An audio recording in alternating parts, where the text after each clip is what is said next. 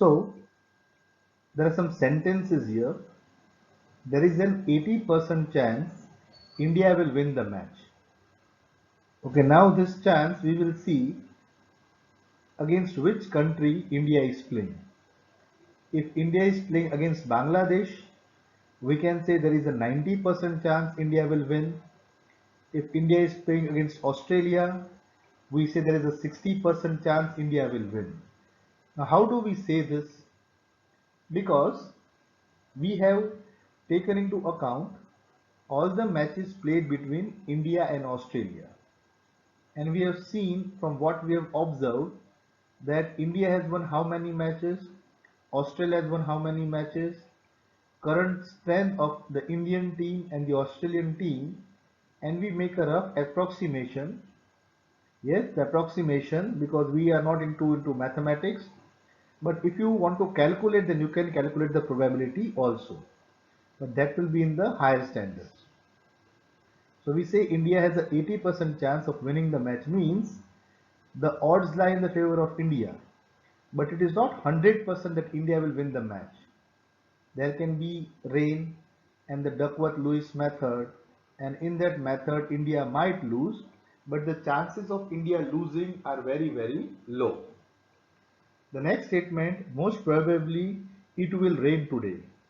So if you observe the weather and it is sunny, then we will say there are less chances, but if it is cloudy, then the chances of rain are much more.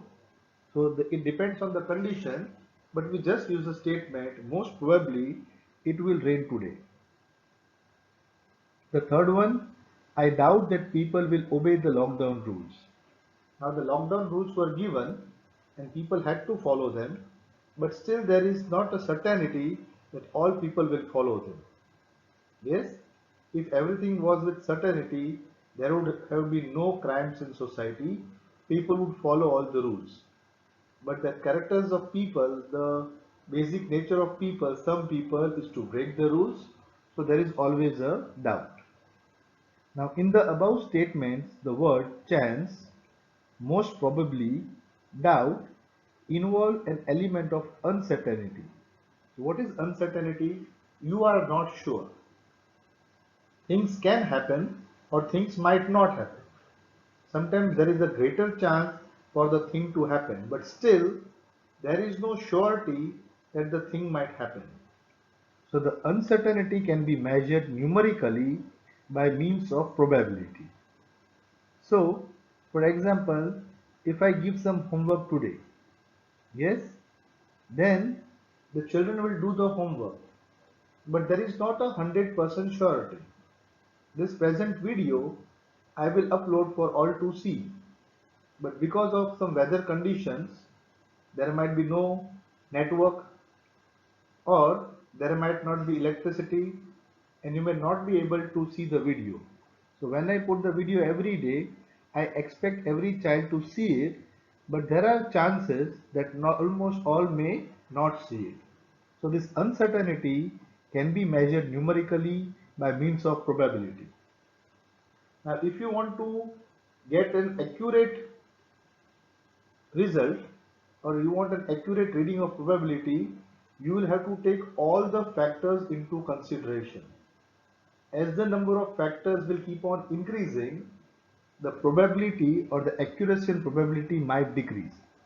So if you look at certain examples, you might come to know, but just now we'll try to keep things very simple. So let us just understand the terms of probability.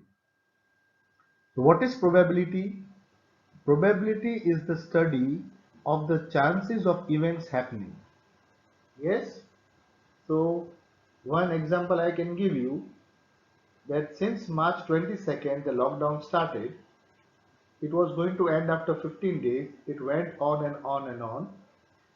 Schools probably were going to start on the 8th of June, but now they are not going to start. What is the chance that the school will start in the later half of June? Now we cannot surely say that the schools will start. That decision has to be taken. But that decision will be taken based on the data, what is the pandemic, where the pandemic has reached. So nobody can say certainly until the government decides that the schools are going to begin. Yes, so there is a chance of probability here. So probability is the study of the chances of events happening. Now, after this video, what you can do is write down 10 statements, whatever comes to your mind, whichever gives you the idea of probability. I gave you certain examples. You can think some examples of your own. Now some terms related to probability. Experiment and outcomes. Now we got experiment of scientific time. Yes, scientific experiment. But here what does an experiment or a trial mean?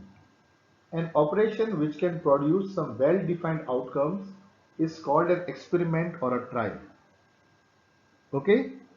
So, if you take a coin and you toss a coin, what will be the output? Either a head or a tail.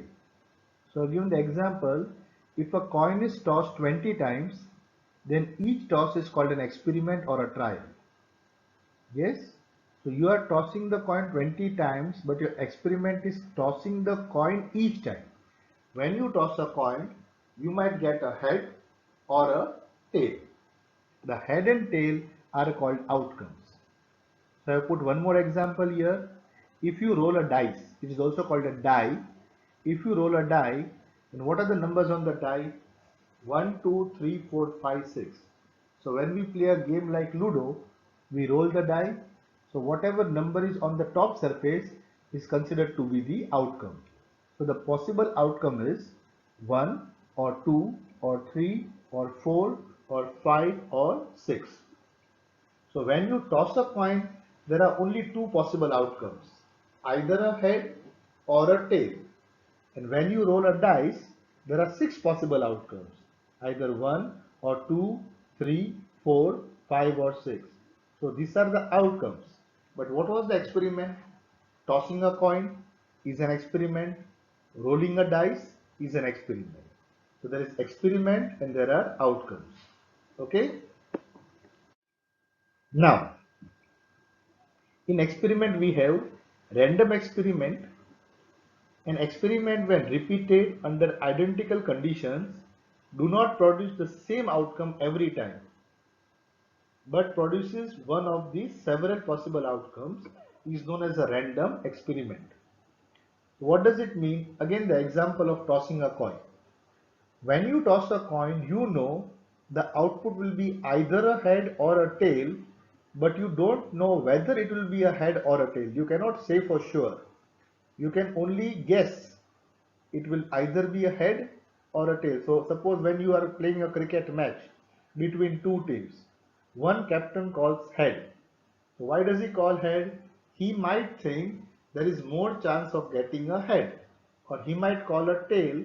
He might think there is a more chance of getting a tail. So he knows it will either be a head or a tail, but he doesn't know for sure whether it will be head or tail. So such an experiment is called a random experiment. Yes. So again, when you roll a die, then you know the possible outcome can be 1, 2, 3, 4, 5 or 6, but you do not know what it will be. Yes. So tell me by your logic, which is a easier bet to take, tossing a coin or rolling a dice? Suppose I have given you choice that if you are correct, I will give you a Cadbury. I'll give you a Cadbury chocolate. Okay. So I tell you to guess. So which experiment will you choose? Will you choose tossing a coin or rolling a die? Yes, you will choose tossing a coin. Why?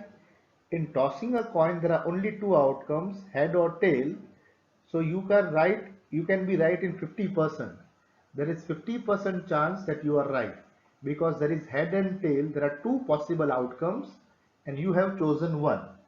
But in a rolling a dice, there are six possible outcomes. Sorry, 1, 2, 3, 4, 5, and 6. So if you choose one number, there is only 1 in 6 chances that you are right, but there is 5 in 6 chances that you are wrong. So you will definitely choose tossing the coin, because your chances of winning are much higher in tossing the coin. The second is a deterministic experiment. An experiment, when repeated under identical conditions, produce the same outcome every time. Okay. Now, what is a determinist experiment? A scientific experiment, when done under proper conditions, can be called a determinist experiment. But sometimes in some gambling dens, some people cheat. Yes, they may put some ball bearing inside the dice, and when they roll, a certain number may come again and again and again. In Mahabharata, if you remember, then Shakuni had altered the dice. He was good at gambling and he could produce numbers at will. Now, if we look at probabilistic methods, then Shakuni cannot get the right number every time. If he is getting the right number means he must have altered the dice in some way. So when you know exactly what the outcome is going to be, you can call it a deterministic experiment, but then it is not a fair coin or a fair dice. Means the person might not be playing fair. So what is an event now? So every event, we say there's a probability of an event. Yes, whenever we say probability, we say probability of an event. What is an event? An event is a possible outcome or a combination of outcomes. So what is the event now? It's a possible outcome or a combination of outcomes. So getting a head in the toss of a coin is an event. So what is my experiment here again? What is my experiment? Tossing of the coin was the experiment. Okay. What are the outcomes? Head or tail. And what is the event I choose? I choose the event that it will be a head. So is it clear to you? I repeat one more time. Tossing the coin is an experiment. The possible outcomes are head and tail. The chance that head will occur or the event that head will occur is an event here. That getting a head is the event. Same way for rolling a die. Rolling a die is an experiment. 1, 2, 3, 4, 5 and 6 are the possible outcomes. I say that the outcome will be a prime number. So which are the prime numbers here? In 1, 2, 3, 4, 5 and 6, it is 2, 3 and 5. So here there are 3 prime numbers. So those are events. So again, rolling a die is an experiment. The possible outcomes are 1, 2, 3, 4, 5 and 6, and the event I have chosen is it will be a prime number. I can also say it will be an even number. I can also say it will be an odd number. I can say it will be a composite number. I can say it will be neither prime nor composite number. So all these are events. So if a die is rolled and we get 4, yes, so suppose I said my event is getting an even number. So if I get 4 means this event has occurred. I say the event is getting a number greater than 2. So if I have 4, then this event has occurred. I say the event was getting a number lesser than 6. So if I get 4, this event has also occurred. So again, in rolling a dice, rolling the die is the experiment, random experiment, because I know the outcomes already. Why it is called the random experiment again? It is called a random experiment because I already know the outcomes. 1, 2, 3, 4, 5 and 6. I am not sure which is going to be the outcome. Okay, so it is random, but I can define an event from this. Okay, suppose I say the number will be greater than 6. Am I right? Yes, I have said the event that the number will be greater than 6. Means 7, 8, 9 or 10 or whatever, but that is not possible. But it can be called an event. So what is the occurrence of an event? An event associated with a random experiment is said to be to occur or happen in a trial if the outcome favors E. Yes. So when I say my event E is a prime number. So if the dice gets 2, 3 or 5, then it favors the outcome. If it gets 1, 4 or 6, it does not favor the outcome. What is an elementary event? An event having only one outcome is called an elementary event. So when I toss a coin, getting a head, only one head is an elementary event. I call it E1, event 1. Getting a tail is an elementary event I call E2. When I roll a dice, 1 is an elementary event, 2 is an elementary event, 3. So what does elementary mean? Only one outcome, only one. So there is only one way of getting a 2, that is when the surface of the die has got 2. There is only one way getting a 4. There is only one way I can have head, only one way I can have tail. So elementary event means having only one outcome. Other than elementary event, we have a compound event. A compound event has a collection of two or more elementary events. Now here the experiment has changed. In this experiment, I don't toss the coin once. I toss the coin 2 times. Yes? So what are the possible outcomes? Let us write. If I toss it once, I may get a head at the first try and head at the second try. Or I may get a head at the first try and a tail at the second try. Or I may get a tail at the first try and a head at the second try. Or I may get a tail at the first try and a tail at the second try. So all these four outcomes,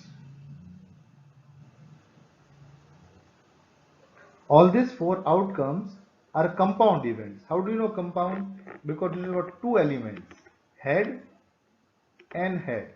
So when there are two or more elementary events associated, then it is called a compound event. Here I have got head and tail. So there are two elements in this event, so it is called a compound event. So if I toss two coins, then let us say getting two heads. So I call E1 here. So okay, so what is my experiment?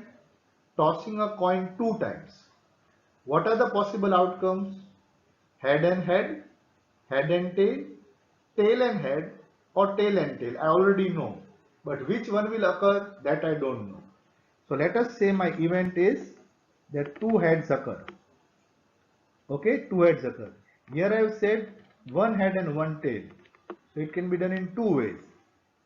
First head and then tail, or first tail and then head. Or getting two heads, the event E3, getting two tails. Okay, so this is the compound event with more than one outcome.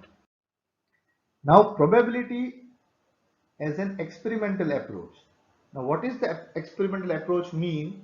We have done the experiment already, and after the experiment we want to find out the probability of the next outcome.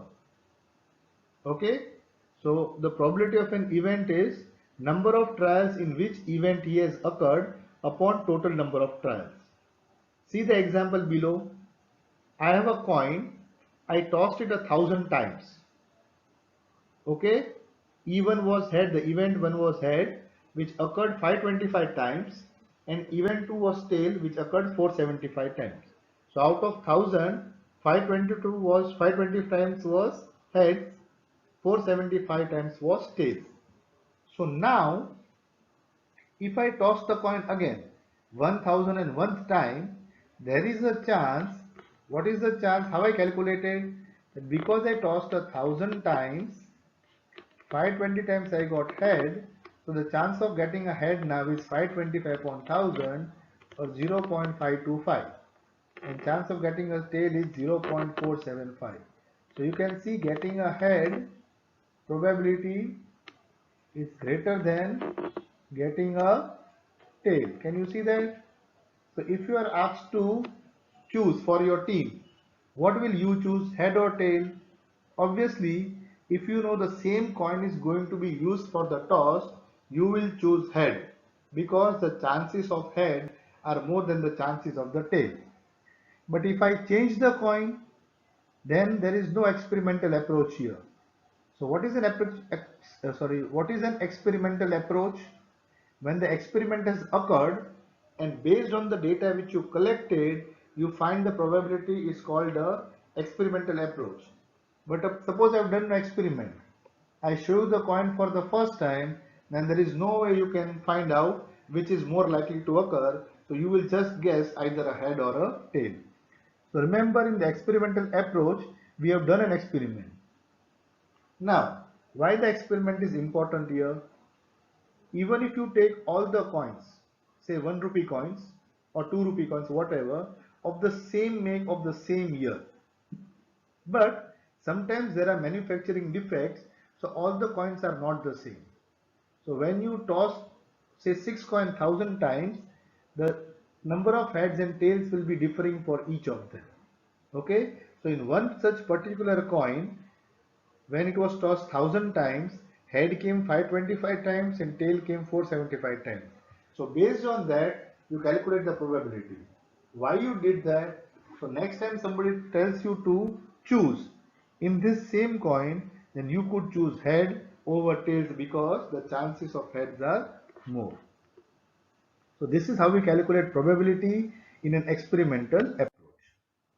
Now the points related to probability. Yes, probability should always lie between 0 and 1. 0 and 1 included means probability of something happening is 0% to 100%. If it is a sure event, then it has got a probability of 1. For example, when I toss a die, yes, the possible outcomes are 1, 2, 3, 4, 5 and 6.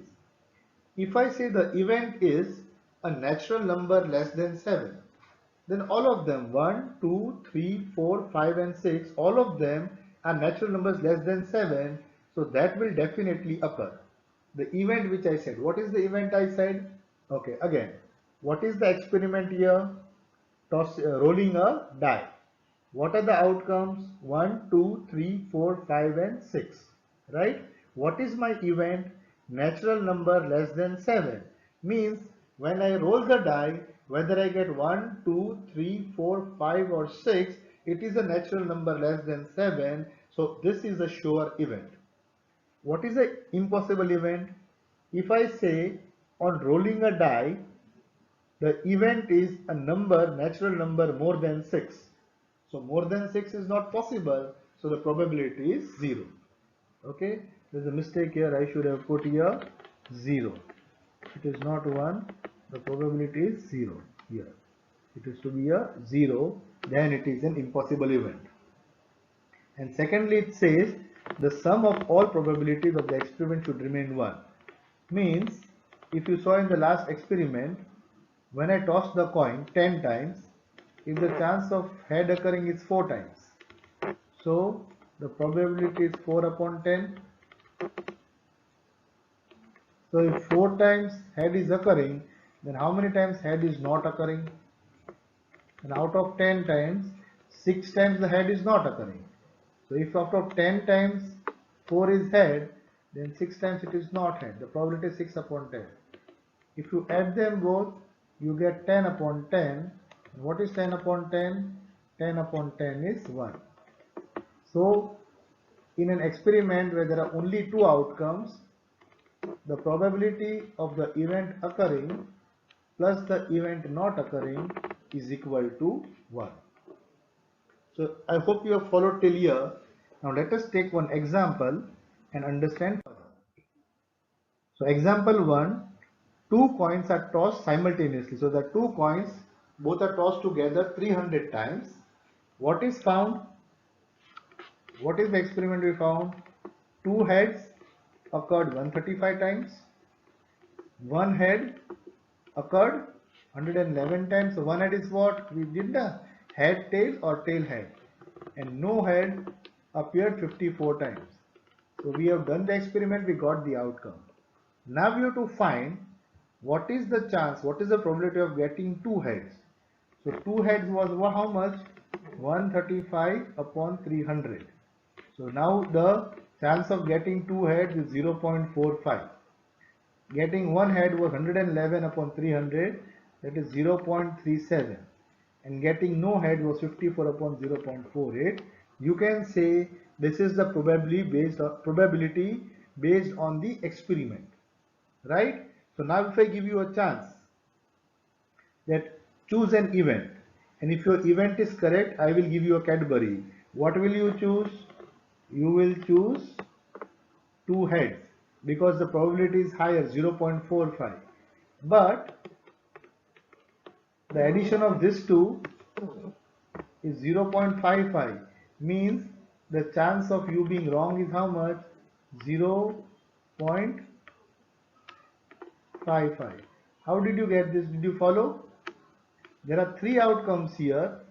So when I tell you to choose, you can be right only in one outcome, you will be wrong in the other two outcomes.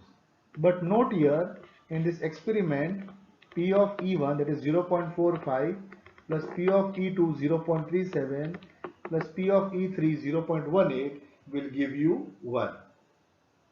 So this is the idea of probability. I hope you like this lecture. I hope you like this topic also. So what is the work I have given to you? Now you have to make 10 sentences, not mathematical. You can make general 10 sentences which talks about probability. What it was, I doubt, the chance of this happening, or the uncertainty, or the surety, or the frequency. Yes, you can use 10 sentences and you can send it to me. Thank you.